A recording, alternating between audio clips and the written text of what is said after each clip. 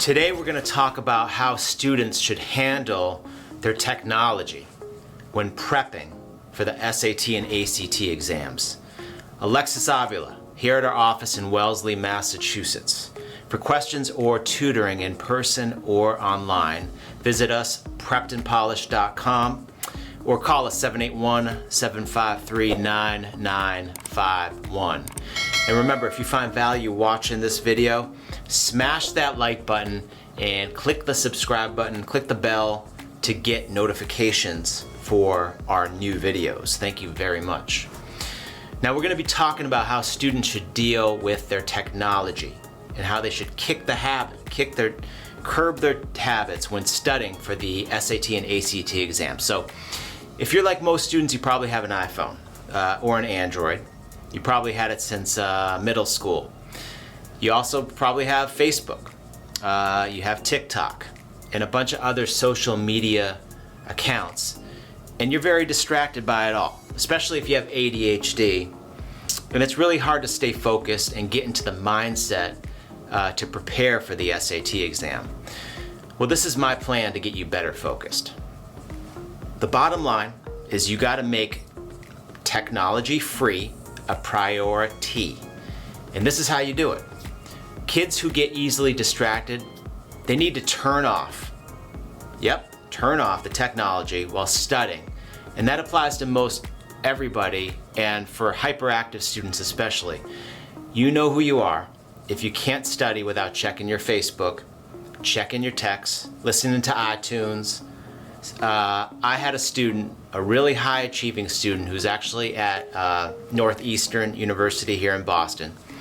She studied for her SATs and she did fine on the SAT, but she could have done better. She could have done a lot better if she didn't use technology. When my Northeastern student studied for the SAT in high school, she had not one, two, she had 3 technological things going on at once. She was listening to her iTunes, she had a chat box open on her computer to talk to friends, and she was texting her friends on her iPhone. And we had to constantly stay on her and tell her, look, you're not making improvement on your SAT prep because you have all these distractions going on.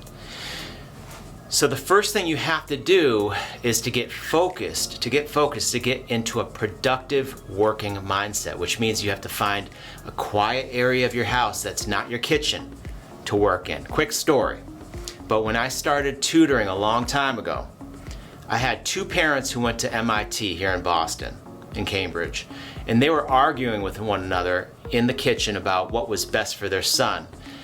And they were arguing while I was tutoring the student at the kitchen table. And it was so distracting and annoying that I had to kindly pull the parents aside and say, look, your child needs a quiet right now. And it's a 1-to-1 tutoring session. It's not a 4-to-1 tutoring session. So the key for you is to find a quiet area away from the conversations of your parents or your siblings, and have room that is not in your kitchen. So maybe a study in your office area, a dining room table so you don't hear the kitchen sink running, or know that you hear your little brother running to open the fridge over and over again to get his snack. If you can't find a quiet study area in your house, then use a public library, which is generally quiet. Second thing to do of my plan is to not turn off your phone and not just silence your phone, which is what all kids do. Most kids I find silence their phones, which doesn't solve any problems because they relapse and then they start checking their phones over and over again. The key is to tell your friends before your studying begins that you'll get back to them. It's your SAT prep time, and tell them that you're going to get back to them in 90 minutes or 2 hours or 3.5 hours if you're taking a practice test. Tell your buddies first. Don't turn off your phone right away. Tell your buddies exactly when you will get back to them so nothing is left hanging.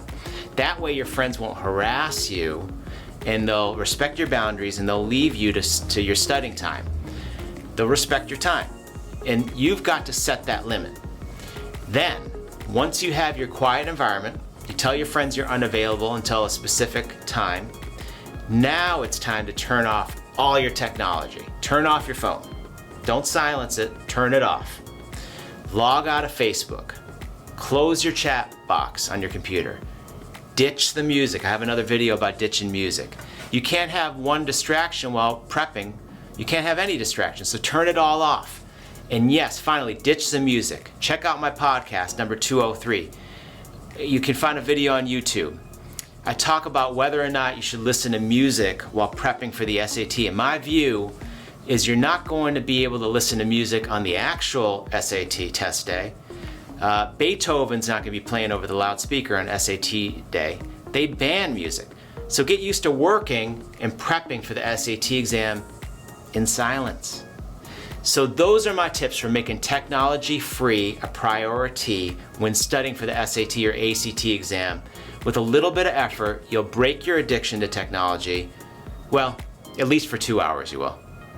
Good luck on the SAT exam, and I will talk to you soon.